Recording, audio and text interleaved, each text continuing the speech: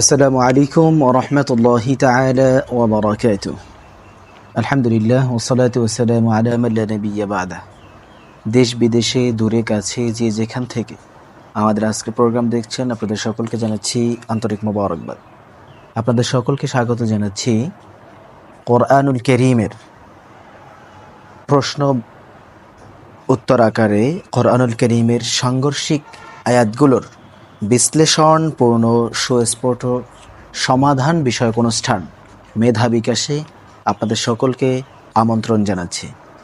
আমাদের এবারের অনুষ্ঠানটি আমরা এভাবে সাজিয়েছি, কোরআনুল কারীমের সাংঘর্ষিক যে আয়াতগুলো রয়েছে এরকম প্রায় শতাধিক আয়াত নিয়ে আমরা আমাদের এবারের অনুষ্ঠানটি সাজিয়েছি এবং শতাধিক পর্বে আমরা এক একটা বিষয় নিয়ে আলোচনা করব ইনশাআল্লাহ তাআলা।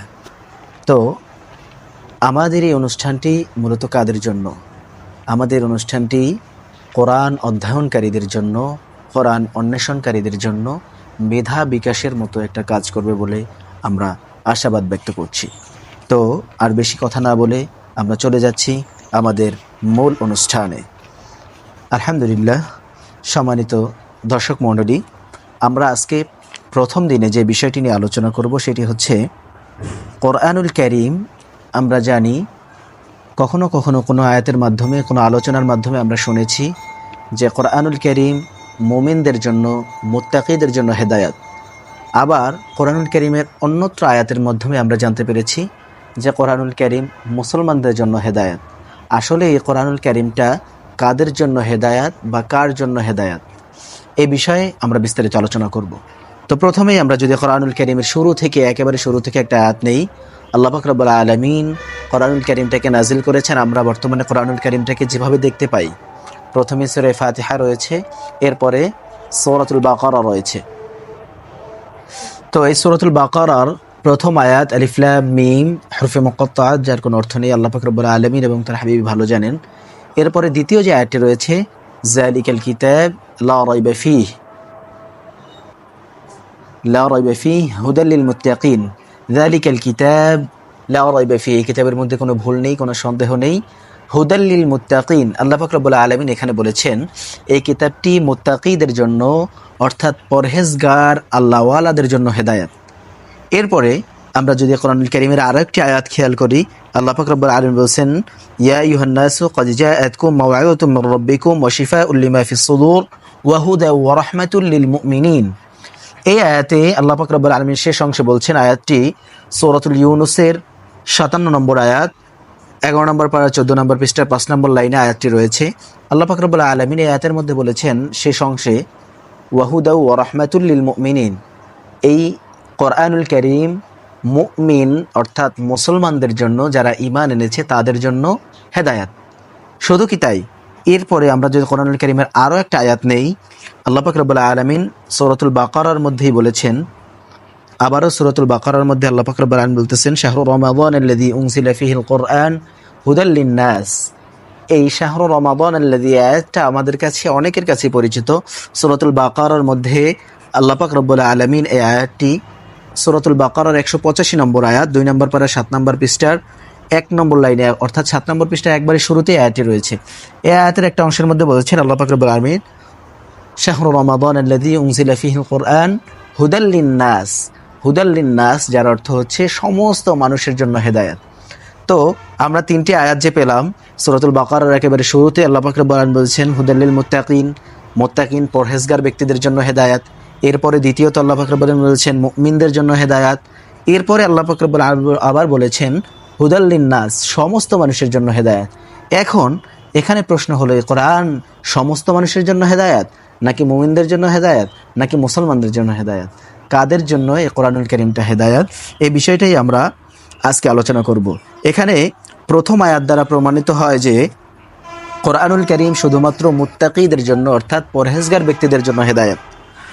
আবার দ্বিতীয় আয়াত দ্বারা প্রমাণিত হয় যে কোরআনুল কারীম ঈমানদারদের জন্য, অর্থাৎ মুসলমানদের জন্য হেদায়েত। এদিকে তৃতীয় আয়াত দ্বারা প্রমাণিত হয় সকল মানুষের জন্য কোরআনুল কারীম হেদায়েত, পথ প্রদর্শক। এর সমাধান কি?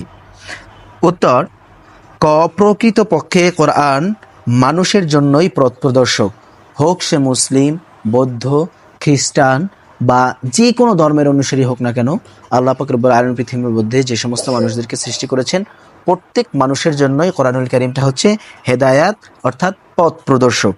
এরপরে তবে পূর্ণ হেদায়াত গ্রহণ করবে শুধুমাত্র মুত্তাকিগণ, যা প্রথম আয়াতে বলা হয়েছে, অর্থাৎ যালিকাল কিতাবু লা রাইবা ফীহি হুদাল লিল মুত্তাকিন। এই কোরআনুল কারীম থেকে মূলত একেবারে সর্বোত্তম ফায়দা যারা নিতে পারবে সেটা হচ্ছে মুত্তাকি, যারা পরহেজগার।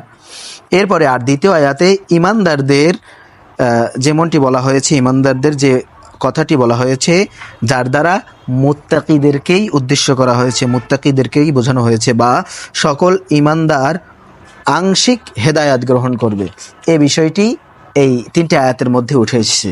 এরপরে আমরা যদি আরেকটি উত্তর নেই, হেদায়াতের দুই অর্থ, এক অর্থ হলো পথ দেখানো, আর তৃতীয় আয়াতে এটাই উদ্দেশ্য। দ্বিতীয়ত অর্থ হলো গন্তব্যস্থলে পৌঁছানো, প্রথম দুই আয়াতের উদ্দেশ্য হলো এটি। তাফসিরে কাবির থেকে আমরা আজকের আলোচনাটি নিয়েছি, অর্থাৎ আমরা তিনটি আয়াত যে তিনভাবে পেলাম।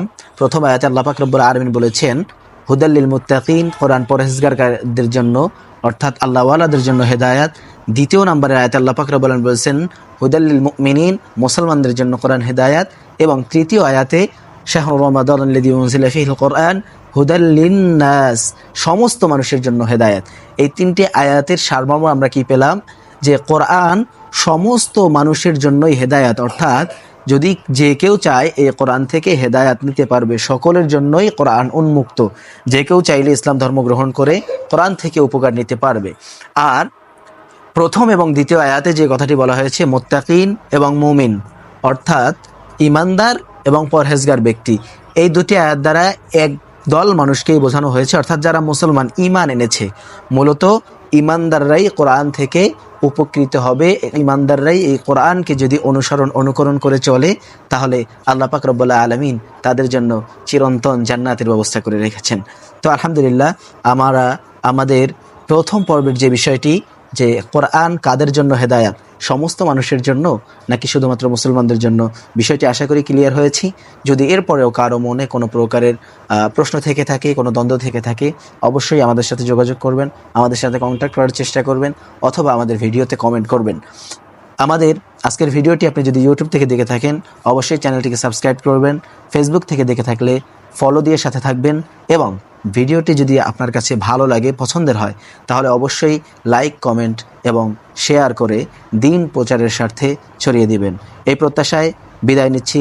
আসসালামু আলাইকুম ওয়া রাহমাতুল্লাহি ওয়া বারাকাতুহু।